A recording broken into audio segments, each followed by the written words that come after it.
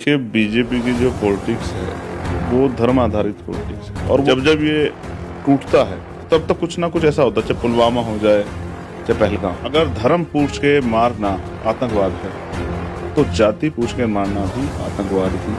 अगर आप एक दिन के आंकड़े उठा कर देखो, जो एनसीआरबी का आंकड़ा डाटा कहता है, इससे ज्यादा लोगों की जान जातीय आतंकवाद में। इस जातीय आतंकवाद पे देश में कर चर्चा क्यों नहीं होती? आप कह रहे हैं पाकिस्तान का आपने पानी बंद कर दिया, मैं कह रहा हूँ ये जो जातीय आतंकवाद देश के अंदर है, इनका पानी कब बंद करें? सवाल ये होना चाहिए, आपका इंटेलिजेंस फेलियर है, आपका सुरक्षा का फेलियर है। सवाल ना पूछने के बजाय हमारी चाटुकार मीडिया जो इसको धार्मिक रंग हिंदू मुसलमान का देने काम कर रहा है। जब देश को जरूरत थी कि 56 इंच के सीने वाले, एक के बदले 10 सीट लाने वाले प्राइम मिनिस्टर कुछ ठोस कदम उठा के दिखाते, वो चुनावी रैली में चले गए। इसलिए मेरी ये मांग है कि इसकी जांच हो, जो दूध का दूध पानी का पानी हो। ये जो बाजुएं फड़फड़ा रही है ना, ये कभी पाल, प्रजापति, कश्यप, सैनी, मौर्य, साक्य, कुशवाहा, पटेल, निषाद, राजभर की लड़कियों पे हमला होता है, जब उनकी खाल खींच जाती है, जब उनको मारा जाता है, तब एक हिंदू संगठन सड़क पे आके एक सेकंड के लिए कोई विरोध नहीं प्रदर्शन दर्ज करता। इस जातीय आतंकवाद और धर्म आधारित आतंकवाद के खिलाफ हमारी जंग जो है भाई वो जारी रहेगी। इस ब्राह्मणवाद को, मनुवाद की जड़ों को अब बहुजन समाज ज्यादा बर्दाश्त नहीं करेगा। इन जड़ों को काट के समता, समानता, बंधुत्व, भाईचारे का राज स्थापित करेगा।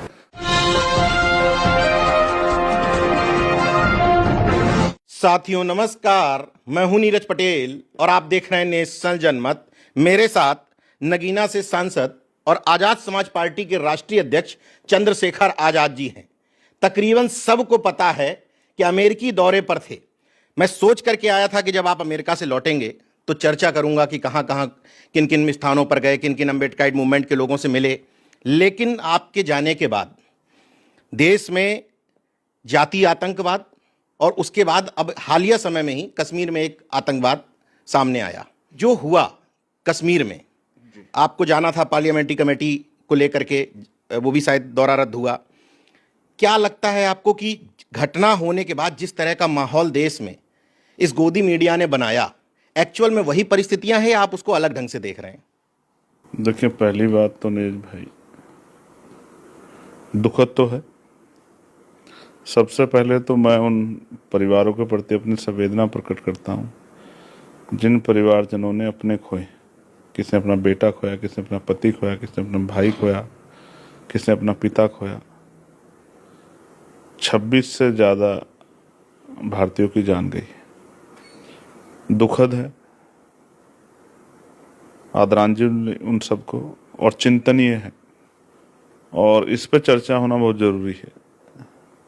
मैं स्पष्ट रूप से डॉक्टर बाबा साहब अम्बेडकर ने कहा था कि हम प्रथम और अंत्य भारतीय हैं। उन्होंने ये भी कहा कि जब मेरे हित में और देश हित में टकराव होगा तो मैं अपने देश की तरफ खड़ा रहूंगा, लेकिन जब मेरे हित में और मेरे समुदाय के हित में और देश में टकराव होगा तो मैं अपने समुदाय की तरफ खड़ा रहूंगा, क्योंकि उनको पता था कि उनके समुदाय की तरफ खड़ा होने वाला कोई दूसरा व्यक्ति नहीं। तो ये चिंता का सबब है। लेकिन मैं बड़ा आश्चर्यचकित हूं नीरज भाई, हमने सुना था कि जब से नोटबंदी हुई थी तो आतंकवाद की कमर टूट गई थी, फिर धारा 370 हटी तो जब बचा कुछ आतंकवाद था वो भी खत्म हो गया, और अब जो है, जब ये यूनाइटेड टेरिटरी हो गई है और सेंट्रल गवर्नमेंट इसको जो है कि हाथ में है, डिफेंस मिनिस्ट्री और होम मिनिस्ट्री इसको के अंडरटेकिंग में सब वहाँ निगरानी पे सब कुछ हो रहा, तो मैं तो सोचता था कोई आतंकवादी घटना का मतलब ही नहीं बनता। अभी कुछ दिन पहले मिशन ऑल आउट भी चला गया कि हमने सारे जो है अलगाववादियों को, सारे आतंकवादियों को, सारे क्रिमिनलों को यहाँ से हटा दिया। और इस बीच में घटना, मैं अमेरिका में था और मुझे बड़ी तकलीफ हुई है जानकर, और आप विश्वास कीजिए, मैं ये नहीं कहूँगा कि मैं अपना दौरा छोड़ के आ गया जैसे प्रधानमंत्री छोड़ के आए, लेकिन वो चुनाव प्रचार करने चले गए जैसे एक और बड़े नेता छोड़ के आगे। मैं तो ये बताऊंगा कि मेरा दौरा पूरा हो गया था। इस हमले के बाद जिस तरह का माहौल बनाया गया, मैंने फिर कहा कि मैं हमले के खिलाफ हूं, और मैं कहता हूं कि उन आतंकवादियों को जितनी कठोर सजा दुनिया में हो, उससे भी कठोर से कठोर सजा अगर उनको दी जाए तो कम है। और मैं इस बात के साथ देश के साथ खड़ा हूं, देश के लोगों की भावनाओं के साथ खड़ा हूं कि अगर हमारे देश के किसी व्यक्ति पे कोई हमला करेगा, उसकी जान लेने की कोशिश करेगा, तो हमसे बुरा कोई नहीं होगा, और उसके लिए देश को कितनी ताकत सरकार को लगानी पड़े हम उसके साथ हैं। लेकिन एक एजेंडा बनाया जा रहा है कि जाति नहीं धर्म पूछ करके मारा गया, यानी कि फिर से वही हिंदू मुस्लिम का नैरेटिव सेट किया जा रहा है।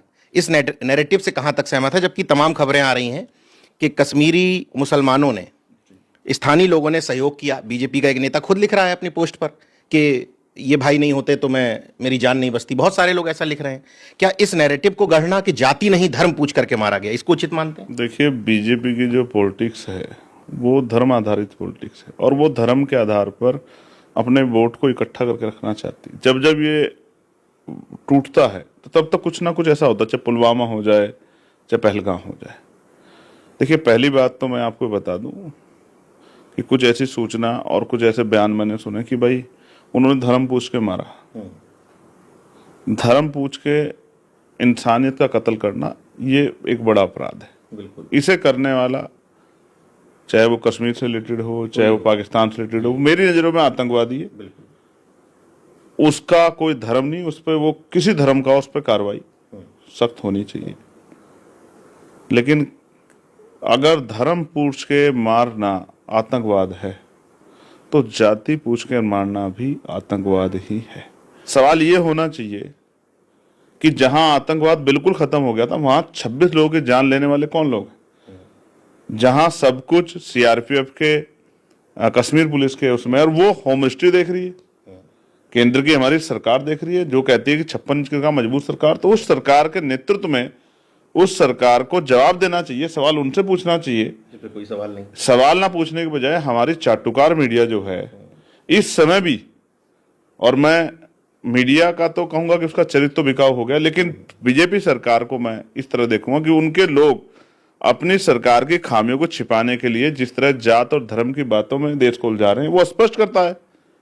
उन्होंने माना है पार्लियामेंट की उसमें ऑल पार्टी मीटिंग में कि चूक हुई है, और ये चूक ही नहीं है, इतनी बड़ी घोर लापरवाही है। इसके लिए पहले सरकारों में तो इस्तीफे दिए जाते थे, अब तो शायद कोई इस्तीफा मांगेगा नहीं, ना इस्तीफा कोई देगा, ना होम मिनिस्टर इस्तीफा देंगे, ना प्राइम मिनिस्टर इस्तीफा देंगे, ना डिफेंस मिनिस्टर इस्तीफा देंगे।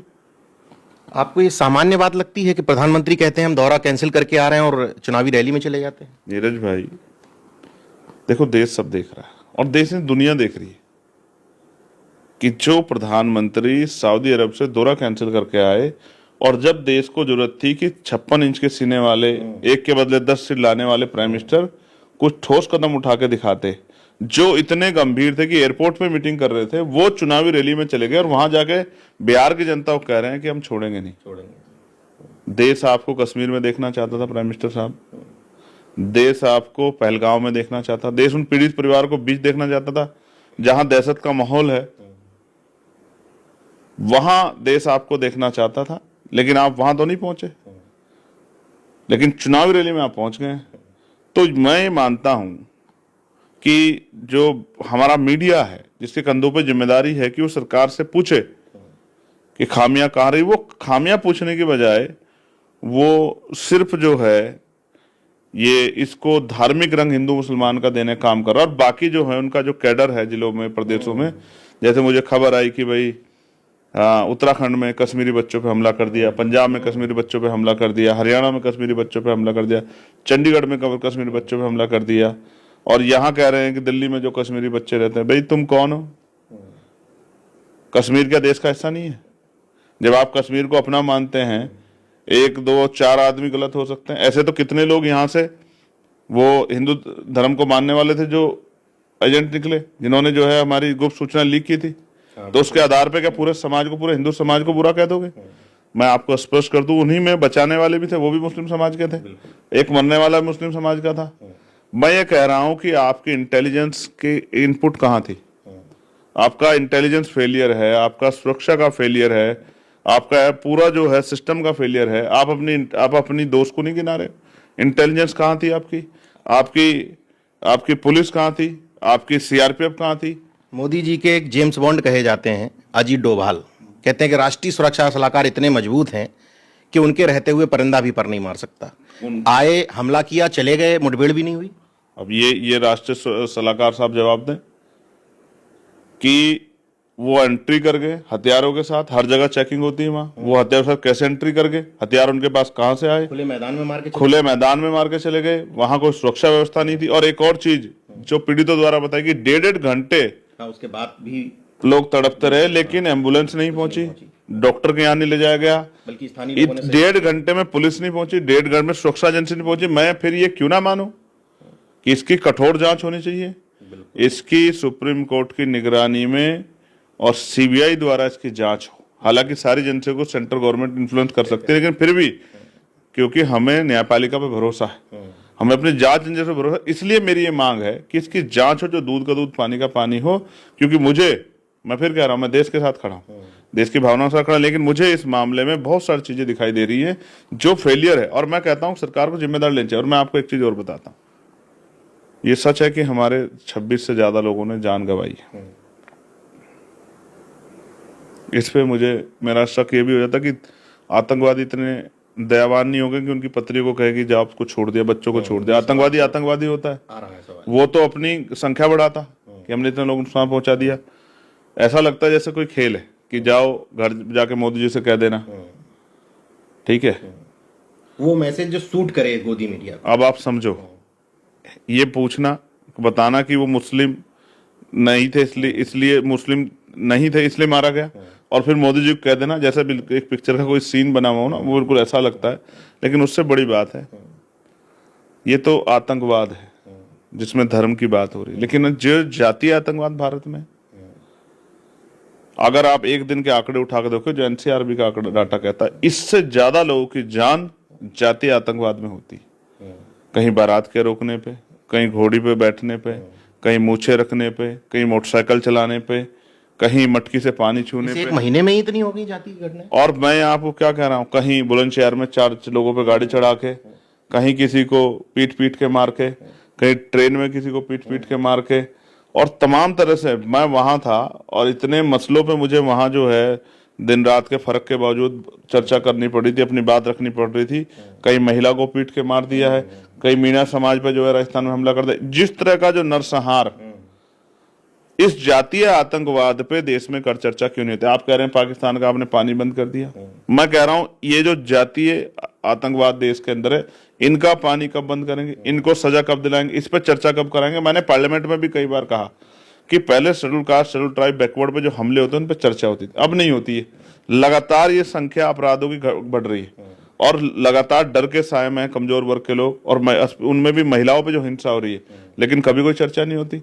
मैं फिर कह रहा हूं, देश के साथ अगर कोई भी सम्मान का खिलवाड़ होगी, कोई आतंकवादी हमला करेगा, सरकार उसकी इंसिडेंट बजा दे, सिर्फ भाषण ना दे। मैंने कश्मीर के बच्चों का आपको बताया, उन पे हमला कर दिया, जैसे आगरा में गोली चला दी बिरयानी के उसके ऊपर, झगड़े के ऊपर, और फिर एक वीडियो वायरल करके कह रहे हैं कि 26 का बदला 26 लोग। भाई कई भारत के मुसलमानों ने हमला थोड़ा ही किया है, ये तो आप बताओ ना हमला किसने किया है, आप निकाल के लाओ ना सरकार रिकॉर्ड, और चढ़ाओ ना उनको फांसी पे जिन्होंने हमला किया है, जो आके हमला करके गोली चला के चले गए। और मैं आपको फिर कहना चाहता हूं, ये जो बाजू में फड़फड़ा रही है ना, ये कभी पाल, प्रजापति, कश्यप, सैनी, मौर्य, साक्य, कुशवाहा, पटेल,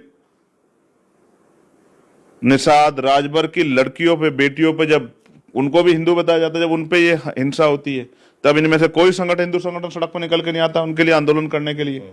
जब उनपे हमला होता है, जब उनकी खाल खींच जाती है, जब उनके जमीन छीनी जाती है, जब उनको मारा जाता है, तब एक हिंदू संगठन सड़क पे आके एक सेकंड के लिए कोई विरोध नहीं प्रदर्शन दर्ज करता, ना उनकी भुजा फड़फड़ाती। लेकिन जैसे ही नाम मुसलमानों का, सारे बाहर आ जाते हैं। मैं फिर आपको जातीय आतंकवाद की बात मैंने बताई, इतनी घटनाएं हुई हैं, मुसलमानों का आ जाए, मैसेज बताता हूं। हमारी पार्टी के एक लीडर ने मुझे लिखा कि भाई जब से आप गए हैं तब से यहाँ जातीय आतंकवादियों के हौसले इतने बढ़ गए हैं कि यहाँ लगातार हिंसा हो गई है, आप जल्दी वापस आ जाओ वरना कितने लोगों की जान जाएगी। आप विश्वास करो, उस मैसेज को मैंने कम से कम 200 बार खोल के पढ़ा होगा कि कानून व्यवस्था है, पुलिस है, सरकारें हैं, एडमिनिस्ट्रेशन है, अर्धसैनिक बल है, आर्मी है, फिर भी इस जातीय आतंकवाद पे सरकार के पास एक शब्द नहीं है, क्योंकि गरीबों की बच्चियां और गरीबों के जो बच्चे हैं उनकी जीवन का कोई मोल इस देश में नहीं है। इसका जवाब ना सरकार पे है, ना स्टेट पे, ना केंद्र की सरकारों पे। एक बात तो ये मुस्लिम की हो गई लेकिन मैं देखता हूं कि जिन तथाकथित हिंदू संगठनों की आप बात कर रहे हैं वो हिंदुओं में भी स्पेसिफिक कुछ जातियों का मामला होता है तो उतरते हैं। देखिए, एक दो जातियों को छोड़ के बाकी मैंने फिर आपको कहा, वाल्मीकि समाज का हो, धानुक समाज का हो, जाटो समाज का हो, पाल प्रजापति, कश्यप, सैनी, मौर्य, साक्य, कुरिया, पटेल, निषाद, राजभर, नुनिया, चौहान, किसी भी कमजोर वर्ग का हो, सैन का हो, विश्वकर्मा का हो, किसी की भी बच्चे का मामला हो, सीएम सोनकर का हो, पटेल साहब का हो, किसी का मामला हो, जिनके बच्चे सड़कों पे बैठे रहे कि हमारा रिजर्वेशन करा दो, जिनको मार दिया गया, कभी कोई हिंदू संगठन बाहर आके नहीं कहता ये भी हिंदू है। लेकिन हाँ, अब कह रहे हैं कि देखिए, जात नहीं पूछी, धर्म पूछा। लेकिन यहां तो जात देख देख के, जात पूछ पूछ के, जात पता होने के बाद जो हिंसा की जाती है, उस जातीय आतंकवाद पे कब चर्चा करोगे?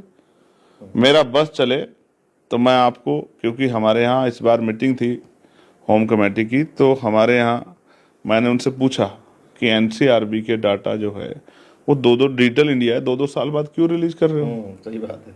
ये तो घंटों का काम है, दिनों का काम है, महीनों का काम है, तो आप ऐसा क्यों कर रहे हो?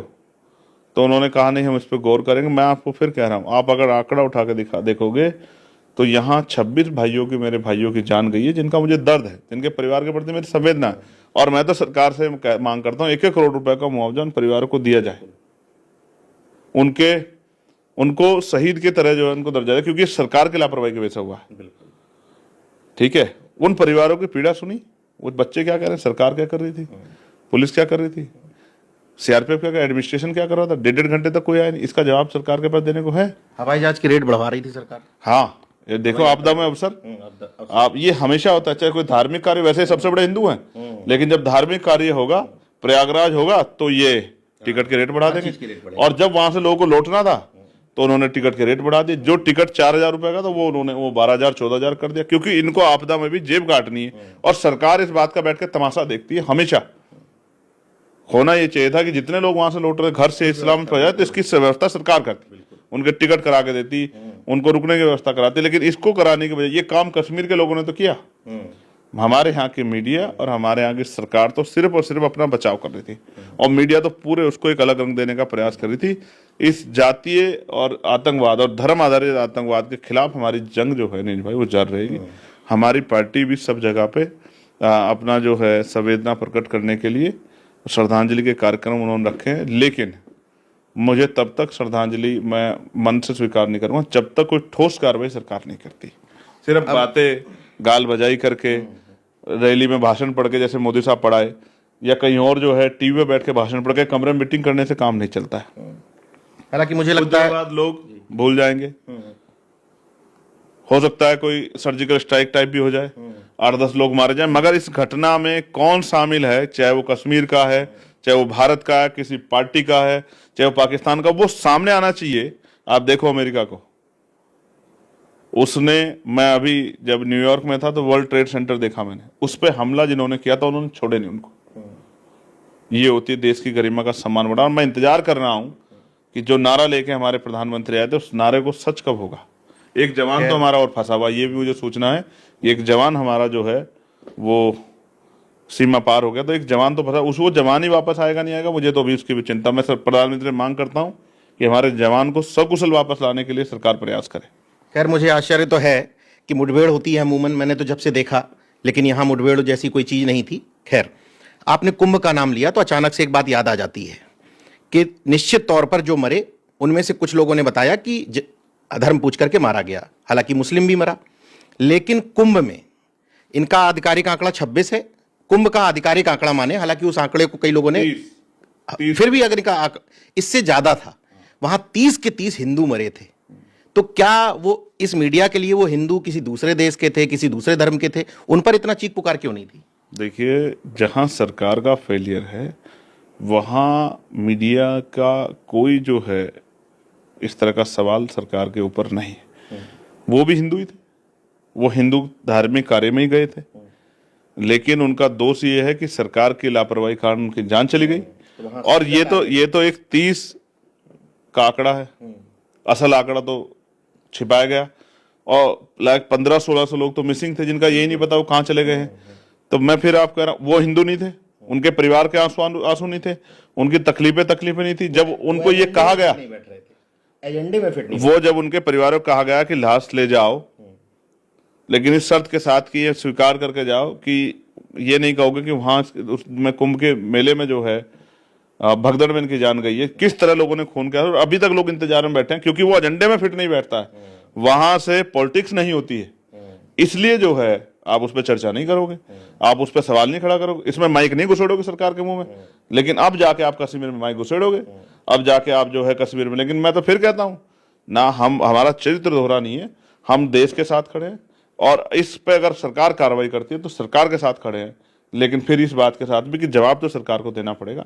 अगर यही सरकार दूसरी होती तो अब आप समझो, फिर वहां इस्तीफों की मांग होती, फिर वहां जो है चूड़ियां तोड़ी जाती, फिर वहां जो है ढक्कन बजाए जाते, फिर वो जा वहां के जो कि सारे कुछ होते साम, मीडिया भी सवाल पूछ रहा था, सरकार जवाब दे, सरकार जवाब दे, सरकार जवाब दे। आज जो है वो इस तरह का एजेंडे का माहौल बनाया जा रहा है, जिससे सरकार को जवाब देने की बजाय, जो ट्रेन के एक्सीडेंट में मरते हैं वो भी हिंदू ही थे, जो दिल्ली में मरे, जो सड़कों पे मरे, जो परेशान रहे, वो सब हिंदू थे, उनका कोई सवाल नहीं था। लेकिन आज सवाल जो है वो हिंदू का इसलिए बनाया जा रहा है क्योंकि वो सरकार के एजेंडे में फिट बैठ रहा है। और मुझे नहीं लगता कि कोई बहुत जो है इसमें भी कोई कामयाबी है, इसमें कोई जांच होगी। मैं पुनः आपके माध्यम से माननीय सर्वोच्च न्यायालय से मांग करता हूं कि इसकी जांच कराया जाए, क्योंकि देश के साथ इस तरह के खेल लंबे समय अगर चलेंगे तो मैं फिर कहूंगा कि किसी भी तरह से इसका नुकसान जो है वो लोगों के ऊपर होगा। कितना आसान है भारत में नीरज भाई, दूसरे देश से आतंकवादियों का आना, 26 लोगों को गोलियों से भून कर चले जाना, और एक पत्ता तक नहीं हिलना, किसी को एक सुई नहीं लगनी, और आतंकवादी आराम से आके आराम चले जाते हैं, और ना कोई मुठभेड़, ना कोई जांच, ना कोई वीडियोग्राफी, ना कुछ। कितना आसान है कि 26 लोगों की जान चली जाना और सरकार का सिर्फ गाल बजाई करना। अंतिम सवाल पूछ लेता हूं, चूंकि आप अमेरिका से लौट करके आए हैं, आपने जातीय आतंकवाद की भी बात की। वहां आप जय भीम लिखी हुई गाड़ियों में घूमते हैं, चमार 1, 2, 3 लिखी हुई गाड़ियों में घूमते हैं, वहां गाड़ियों पे नहीं कोई गोबर फेंक देता है, कोई हमले कर देता है कि यार इस तरीके से ये लोग लिख के घूम रहे हैं? देखो, मैं पहले एक बार बता दूं, वो चमार लिख के नहीं घूम रहे, एक्चुअली वो गाड़ी का नंबर है। उन्होंने गाड़ी का नंबर ही वो 7 डिजिट का चमार ले लिया। मतलब उसी तरह से लिख गया? हाँ, नहीं, उन्होंने लिया ही जैसे जय भीम लिया उसी तरह से चमार लिया। चमार 1 लिया, चमार 2 लिया, चमार 3 लिया। एक्चुअली क्या है, वैसे मैं बहुजन हूं, लेकिन मैं स्पष्ट कर दूं कि जिन लोगों को इस देश में, जो schedule caste, schedule tribe, backward के लोग हैं, जिनको जातीय आधार पे रोज सुबह से शाम तक आरक्षण के नाम पे, कम प्रतिभा होने के नाम पे, काबिलियत ना होने के नाम पे गाली दी जाती है, अपमानित किया जाता है, उन्हीं लोगों ने वहां अपने दम पे संघर्ष करके महल बनाए हैं, कोठियां बनाई हैं, बड़ी बड़ी गाड़ियां ली है। जो बड़े बड़े उद्योगपति जिन गाड़ियों को नहीं चला सकते, वो उन्होंने मेरे सम्मान में लाइन लगा के खड़ी की थी कि हमारा भाई आया है। और मैंने वो इसलिए दिखाई कि जिनको नीची जात नीची जात नीची जात कह के जो है अपमानित करने काम देश ने किया, जिनके अधिकारों पे जो है अतिक्रमण करके उनकी तरक्की को रोक कर रखा, जब उनको मौका मिला, जहां गैर बराबरी नहीं है, जहां समता के अवसर, वहां आरक्षण नहीं है, वहां आरक्षण है तो ब्लैक लोगों को अफर्मेटिव एक्शन के नाम पे, वहां शेड्यूल कास्ट के लोगों को, इंडिया के शेड्यूल कास्ट के लोगों को या इंडिया किसी भी कास्ट के लोगों को आरक्षण नहीं है। लेकिन वहां उन्होंने अपनी मेहनत से साबित करके दिखा। और आप विश्वास करो नहीं भाई, एक गाड़ी नहीं, सैकड़ों गाड़ी। लेकिन वो आज भी, मैं धन्यवाद दूंगा उन सब लोगों का। मैं जितने स्टेट में घूम के आया हूँ, चाहे कैलिफोर्निया हो, चाहे सियाटल हो, चाहे वेगस हो, चाहे शिकागो हो, चाहे डैलस हो, चाहे न्यूयॉर्क हो, चाहे वाशिंगटन डीसी हो, चाहे सैन फ्रांसिस्को हो, चाहे सेक्रामेंटो हो, आप पीटर्सबर्ग हो, आप विश्वास करके देखो क्या गुरुद्वारे बनाए उन्होंने, गुरुघर महाराज रविदास जी के, और क्या उन्होंने जो है घर बनाए, क्या उन्होंने बिजनेस डेवलप किए, क्या उन्होंने गाड़ी, क्या इस तरह का जो किया, देख के दिल को सुकून मिला कि अगर भारत में गैर बराबरी होती तो वंचित वर्गों की तरक्की के रास्ते यहाँ रोके। हमले कर दिए जाते अभी तक। हाँ, हमले कर दिए जाते, पता नहीं क्या क्या हो जाता। और आप देखो ना, जितने फॉलोअर्स नहीं है मेरे, उससे ज्यादा लोगों ने वीडियो देखी। फूले मूवी देख लीजिए, आई नहीं और विरोध। हाँ, विरोध। अब मैं फिर कह रहा हूँ, सच्चाई से डर लगता है ना, सच्चाई से डर लगता है, लेकिन कब तक डरेंगे। मैं फिर कहता हूँ, जातीय आतंकवादियों को अब अपनी सोच में बदलाव करना पड़ेगा, क्योंकि देश का कमजोर वर्ग बाबा साहब अम्बेडकर के संविधान में दिए हुए अधिकारों के जरिए पढ़ लिख कर ज्ञान हासिल करके मुख्य धारा में आ रहा है। अब मुकाबला आमने सामने का हो गया है। अब ज्यादा दिन ये झूठ फरेब और ये नाट्य नहीं चलेगा। बात अचानक से याद आ गई, फूले फिल्म का विरोध मुझे तो नहीं लग रहा किसी मुस्लिम संगठन ने किया हो, जो कह रहे हैं कि अब धर्म जाति खत्म हो गई, धर्म है तो जाति के आधार पर ही तो विरोध कर रहे हैं फूले मूवी का। मैं आपको फिर ये कहता हूँ, फूले मूवी का नहीं कर रहे हैं। जो अंधविश्वास, पाखंडवाद और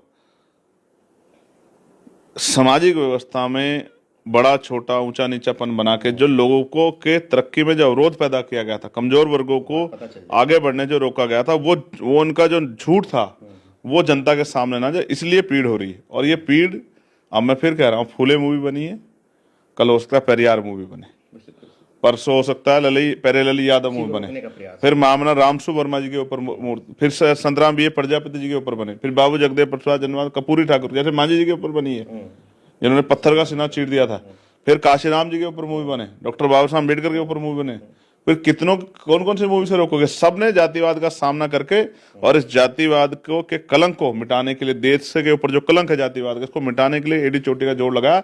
लेकिन यहाँ जाति बनाने वाले लोगों ने उसमें कोई योगदान नहीं दिया आगे बढ़ के। अगर ये योगदान देते तो आज देश वाकई में विश्व गुरु बनने की तरफ आगे बढ़ रहा होता। लेकिन इनको अपने जातीय वर्चस्व को बना के रखना है। उसके वर्चस्व को बना के रखने के लिए जो सच्चाई उसको छिपाने का काम इन लोगों ने किया है। कलम इनकी थी, जो मनाए लिखा। इस ब्राह्मणवाद को, मनुवाद की जड़ों को अब बहुजन समाज ज्यादा दिन बर्दाश्त नहीं करेगा। इन जड़ों को काट के समता, समानता, बंधुत्व, भाईचारे का राज स्थापित करेगा। और जैसा राज मैंने वहां बेगमपुरा का देखा, वैसा राज यहाँ भी आएगा। कमजोर वर्गों के लोगों को रोटी, कपड़ा, मकान, रोजगार, अच्छी शिक्षा, अच्छी चिकित्सा और आत्मसम्मान का जीवन मिलेगा। इस लक्ष्य को लेकर, इस सपने को देख के मैं वहां से आया हूं और यहाँ हम लोग दिन रात मेहनत करके लोगों को जगाने का काम करेंगे। देखिए, एक बहुत अच्छा उदाहरण है। मैं इस बात पर चर्चा करना चाहता था कि एक सांसद जब लौट करके आएंगे तो उनसे पूछेंगे कि वहां अम्बेडकराइट मूवमेंट कैसा चल रहा है, वहां लोग कैसे रह रहे हैं, कैसे तरक्की से जीवन जी रहे हैं। लेकिन इस दौरान माहौल इतना खराब हो गया कि मुझे चर्चा दूसरे विषयों पर करनी पड़ी, क्योंकि ज्यादा जरूरी थी। हालांकि सांसद चंद्रशेखर आजाद जितना मुखर संसद के अंदर है उतना ही बाहर स्पष्ट तौर पर कहना है कि न सिर्फ हम आतंकवाद बल्कि जातंकवाद यानी कि जातीय आतंकवाद के खिलाफ भी उतनी शिद्दत से लड़ाई लड़ेंगे। जिसको तकलीफ है वो अपनी तकलीफें अपने पास रखे, लेकिन पार्टी और उनका स्पष्ट तौर पर मानना है कि हम इन दोनों के खिलाफ अंतिम दिन तक लड़ाई लड़ते रहेंगे। बाकी देखते रहिए नेशनल जनमत, जागरूक और सजग बने रहिए। जय विज्ञान, जय संविधान, जय लोकतंत्र। धन्यवाद।